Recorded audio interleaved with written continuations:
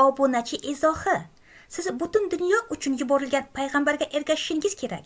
Barcha payg'ambarlar faqat o'z xalqiga yuborilgan edi, lekin insoniyat yo'ldan adashgani uchun Muhammad payg'ambar hamma uchun yuborilgan. Qadrli do'stim, keling birga o'ylab ko'raylik. Mukammal va hamma narsani biluvchi Xudo har bir avlodda o'z so'zini o'zgartirishga muhtojmi? Tavrotda shunday yozilgan. Xudoning Isroil bilan ahdi abadiy ahddir. Xudo Yahudiylarni tanladi toki najot butun dunyoga ular orqali kelsin va aynan shunday bo'ldi. Isroil xalqidan tug'ilgan Iso Masih orqali Xudo o'zini barcha xalqlarga oshkor qildi. Yuhanna 3:16.